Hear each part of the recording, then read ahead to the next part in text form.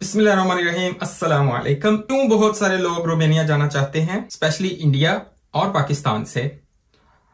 इसकी क्या रीजन हो सकती है? कुछ रीजन इसकी मैं आज आपको बताऊंगा और उसके बाद मैं आपको इंटरव्यू क्वेश्चंस के बारे में बताऊंगा। सबसे पहली रीजन है जी जॉब अपॉर्चुनिटीज, क्योंकि रोमानिया इस वक्त बहुत ज्यादा डेवलप हो रहा है, डेवलपिंग कंट्री बन चुका है और ये यूरोप में शेंजन में शामिल होने वाला है, ऑलरेडी यूरोपियन यूनियन का हिस्सा है और इसमें बहुत ज्यादा डेवलपमेंट हो रही है, जिसके नतीजे में बहुत सारी जॉब अपॉर्चुनिटीज क्रिएट हो रही हैं। अब आते हैं इंटरव्यू क्वेश्चंस की तरफ, जो कि आपको एम्बेसी में जब इंटरव्यू के लिए बुलाया जाता है वीजा अप्रूव करने से पहले, जिसकी बेस पे आपका वीजा का डिसीजन आता है, उसमें क्या क्या क्वेश्चंस पूछे जाते हैं उन पे बात कर लेते हैं।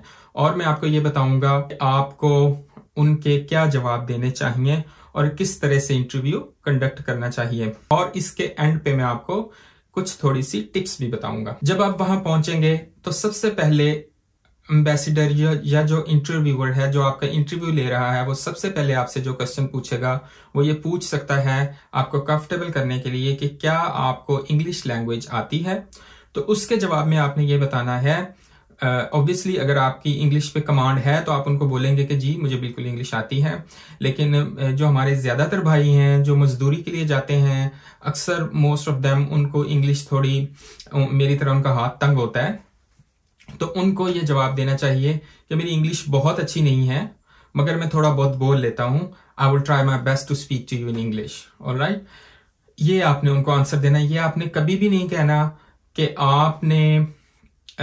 आपको इंग्लिश बिल्कुल बहुत अच्छे से आती है, आप बड़ा अच्छा कम्युनिकेट कर सकते हैं।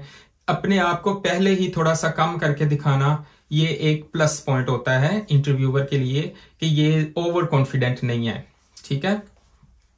उसके बाद वो आपसे पूछ सकते हैं कि वाई रोमानिया, रोमानिया ही क्यों आप जा रहे हैं, कोई और कंट्री क्यों नहीं? तो उसके जवाब में आपने उनसे ये कहना है कि रोमानिया इसलिए क्योंकि रोमानिया में मैंने जॉब्स अप्लाई की थी, रोमानिया के बारे में मैंने सुना था, ये एक अच्छा कंट्री है, इसकी कॉस्ट ऑफ लिविंग कम है, लिहाजा मुझे ये अट्रैक्टिव लगा, मैंने अप्लाई किया और मुझे जॉब मिल गई।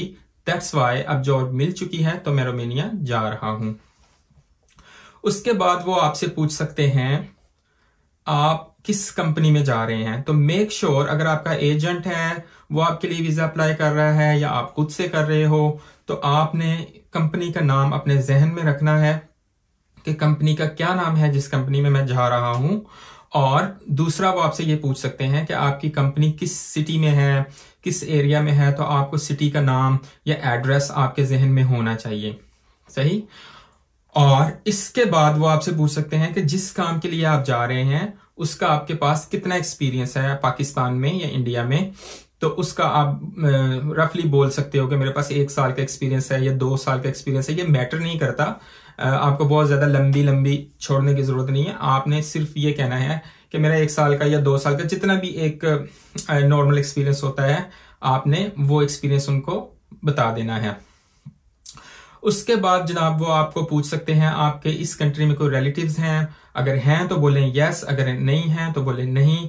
अगर आपसे वो ये पूछें कि आप यहां से आगे कहीं मूव होना चाहते हैं शेंजन कंट्री में, या आप यूके जाना चाहते हैं आगे, कोई भी आपका फ्यूचर प्लान पूछें, तो आपने फ्यूचर प्लान को ये बात जहन में रखें।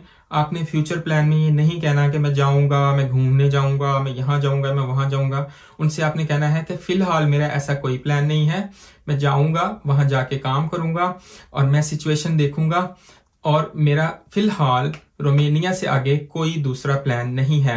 यहाँ कुछ लोग ज्यादा ओवर कॉन्फिडेंट हो जाते हैं, बहुत ज्यादा रट्टा घर से लगा के जाते हैं। मैं अपने हर वीडियो में आपको जो भी इंटरव्यू से रिलेटेड होती है उसमें ये जरूर कहता हूं कि आपने रट्टा नहीं लगाना। आपको इंग्लिश नहीं आ रही या आपको सोचने में थोड़ा टाइम लग रहा है तो वो आप ले लें। आप क्वेश्चन का इंटरव्यूअर से दोबारा बोल सकते हैं कि प्लीज अपना क्वेश्चन रिपीट करो, या फिर आप अगर थोड़ा हकला रहे हो या आप थोड़ा नहीं बोल पा रहे आसानी से, तो आप ऑलरेडी उसको बोल चुके हो कि मेरी इंग्लिश बहुत अच्छी नहीं है। और मैं आपको ये बताऊं कि ये रोमानियन वगैरह जो होते हैं इनकी भी फर्स्ट लैंग्वेज इंग्लिश नहीं है।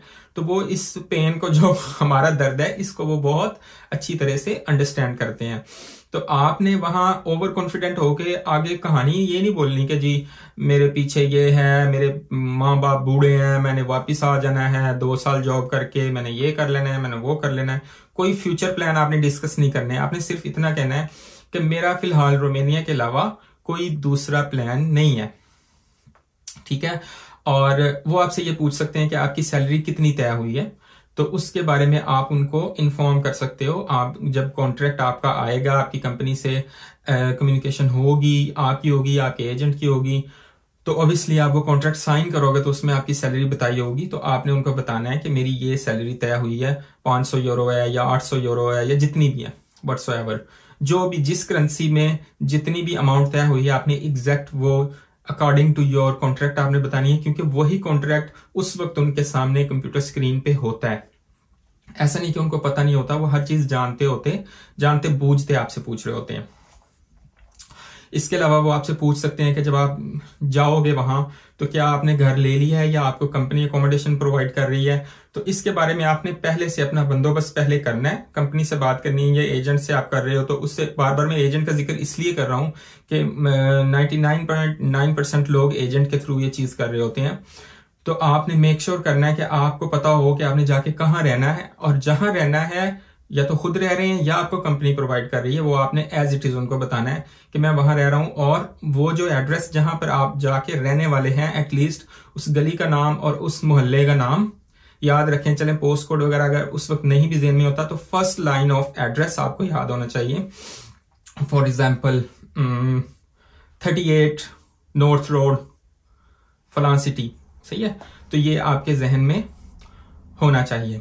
और आखिर में मैं आपको ये टिप्स दूंगा। कुछ टिप्स ये हैं कि आपने नंबर 1 अगेन बोल रहा हूं, आपने कोई भी चीज रट के नहीं जानी, कोई भी चीज आपने रट्टू तोते की तरह रट्टा लगा के नहीं जाना। और सेकेंडली आपने टू दी पॉइंट हर क्वेश्चन का आंसर करना है। और तीसरी बात ये कि आपने उनसे ये नहीं कहना कि मैंने एजेंट के थ्रू काम करवाया और मैंने इतने पैसे दिए हैं या इतने दिए हैं। वो आपसे पूछ सकते हैं कि एजेंट को आपने कितने पैसे दिए, तो आपने उनसे कोई ऐसा पैसों का जिक्र नहीं करना। वही फीस बतानी है जो जेन्युइनली गवर्नमेंट की एम्बेसी की फी आपने पे की है अपने वीजा के लिए, सही है। अगेन ये कह रहा हूं, ओवर कॉन्फिडेंट नहीं होना और अपने क्वेश्चंस का टू द पॉइंट आंसर करना है। इसके अलावा अगर आपके जहन में कोई चीज हो, अच्छा ये सिर्फ यही क्वेश्चंस नहीं है, कोई भी और किसी भी वो डायमेंशन में जा सकते हैं। Depends on the mood off your interviewer, वो कुछ भी आपसे उस वक्त पूछ सकते हैं। अगर आप ज्यादा बातें करेंगे तो उस बात में से कोई बात वो निकाल सकते हैं, सही है। तो आपने उस हिसाब से उसको डील करना है। कोई ऐसा रैंडम क्वेश्चन वो पूछ लेते हैं तो घबराना नहीं है, उसको ईमानदारी से आपने बता देना है।